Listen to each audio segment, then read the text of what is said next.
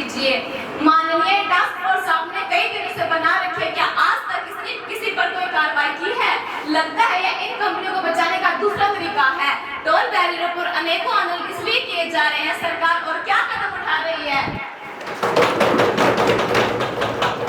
माननीय परिवहन मंत्री जी महोदय, सरकार हर संभव प्रयास कर रही है कि टास्क फोर्स से ईमानदारी से कार्य करे, इसलिए टास्क फोर्स से प्रतिदिन प्रगति रिपोर्ट मांगी जाती है। फिर भी किसी विशेष क्षेत्र में अगर ऐसी कोई गड़बड़ी है तो सांसद महोदय अवगत करवाइए, तुरंत कड़ी कार्रवाई की जाएगी। प्रश्न संख्या 103 कुमारी वंदना। माननीय अध्यक्ष महोदया, मैं माननीय स्वास्थ्य मंत्री जी से प्रश्न पूछना चाहती हूँ।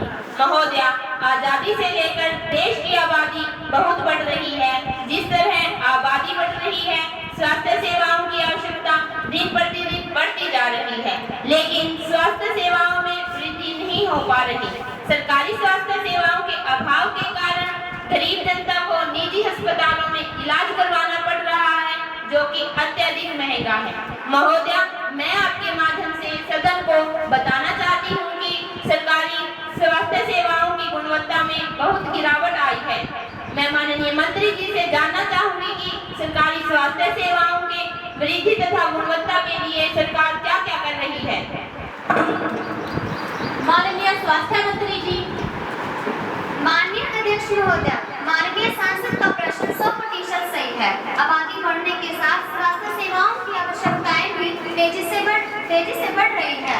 इसलिए आपके माध्यम से मैं सदन को बताना चाहती हूँ कि सरकार ने एम्स के तर्ज पर 10 नए अस्पताल खोलने का निर्णय लिया है। इसके लिए कार्य तेजी से चल रहा है। महोदया, प्रत्येक राज्य में एक अनुसंधान केंद्र खोलने का प्रस्ताव भी है, ताकि चिकित्सा के क्षेत्र में अनुसंधान तेजी से हो सके। ग्रामीण के क्षेत्र में स्वास्थ्य सुविधाओं को बढ़ाने के लिए राष्ट्रीय ग्रामीण स्वास्थ्य मिशन अलग से कार्य कर रहा है। इस बार इसके बजट में 35% की वृद्धि हुई है। हर सरकारी अस्पताल में एक आयुर्वेद व योग केंद्र की स्थापना की गई है, ताकि भारतीय चिकित्सा पद्धतियों का विकास हो। माननीय अध्यक्ष महोदया, मैं मंत्री जी के उत्तर से संतुष्ट नहीं होती, उनसे प्रश्न पूछने की अनुमति चाहती हूँ। महोदया, मंत्री जी का जवाब सदन को संतुष्ट करने वाला नहीं है। महोदया, देश भर में स्वास्थ्य सेवाओं का दीवाना पीटा पड़ा है। रोज रोज समाचार पत्र ऐसी खबरों से भरे पड़े रहते हैं जिनमें अस्पतालों की अनेक खामियों का उजागर किया जाता है। एक समाचार पत्र में कई प्रदेशों के कई अस्पतालों की जर्जर हालत की कहानियों को प्रकाशित किया। क्या इस ओर भी सरकार का ध्यान है? माननीय स्वास्थ्य मंत्री जी। माननीय अध्यक्ष जी, मैं आपके माध्यम से सदन के समक्ष बताना चाहती हूँ कि सरकार हर संभव कोशिश कर रही है कि सेवाओं की उपलब्धता अधिक से अधिक हो।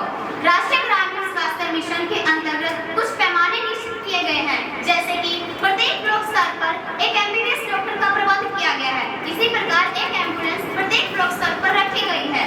एक प्रयोगशाला जिसमें कुछ निश्चित टेस्ट किए जा सकते हैं प्रत्येक ब्लॉक स्तर पर रखी गई है। स्वास्थ्य विभाग की ओर से स्वास्थ्य सेवाओं की संपूर्ण जानकारी व स्वास्थ्य लक्ष्य को प्राप्त करने के लिए आशा वर्कर की नियुक्ति प्रत्येक पंचायत स्तर पर रखी गई है। इस प्रकार मैं सदन को निश्चित करना चाहती हूँ कि सरकार ने स्वास्थ्य सेवाओं को बढ़ाने के लिए बराबर उपाय कर रही है। माननीय अध्यक्ष महोदया, मैं माननीय स्वास्थ्य मंत्री जी से प्रश्न पूछना चाहती हूँ कि क्या वे यह बताने का कष्ट करेंगे कि स्वास्थ्य सेवाओं की उपलब्धता का प्रति व्यक्ति आंकड़ा क्या है? मुझे अध्ययन से पता चला है कि प्रति 20,000 व्यक्तियों पर भी उप अल्ट्रासाउंड की मशीन देश में उपलब्ध नहीं है। यदि कहीं मशीन उपलब्ध है तो उन्हें चलाने वाला व्यक्ति नहीं है। इसी तरह चलता रहा तो क्या होगा इस देश का? इसी प्रकार स्वास्थ्य सेवाओं को बढ़ाने का क्या प्रयास है? माननीय स्वास्थ्य मंत्री जी।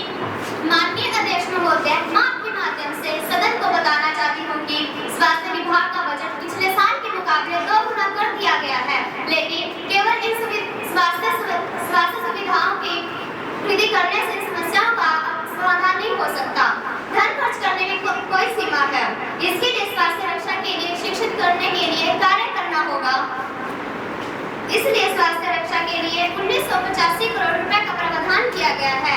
हम तो यह चाहते हैं कि हमारे देश में धन खर्च करने की जरूरत ही न पड़े। प्रश्न संख्या 104 कुमारी राधिका। माननीय अध्यक्ष महोदया, मैं आपके माध्यम से माननीय विदेश मंत्री से प्रश्न पूछना चाहती हूँ।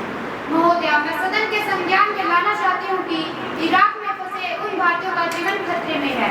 वहाँ हजारों की संख्या में भारतवासी निवास करते हैं और आतंकवादी इन भारतीयों को अपना निशाना बनाते हैं।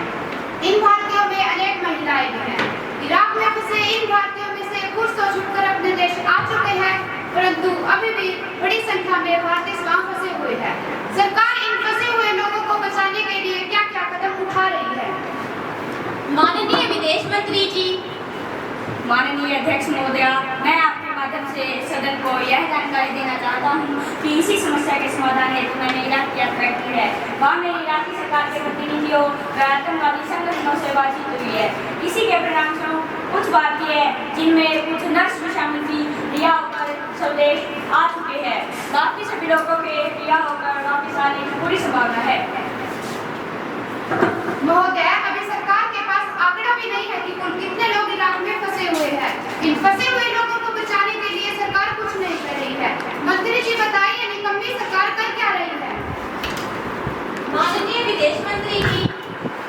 माननीय अध्यक्ष महोदया, बाहर जाकर रहने व नौकरी करने वाले लोगों की संख्या को जानने का आधिकारिक तरीका नहीं है, परंतु सरकार ने एक नियंत्रण कक्ष का निर्माण किया है।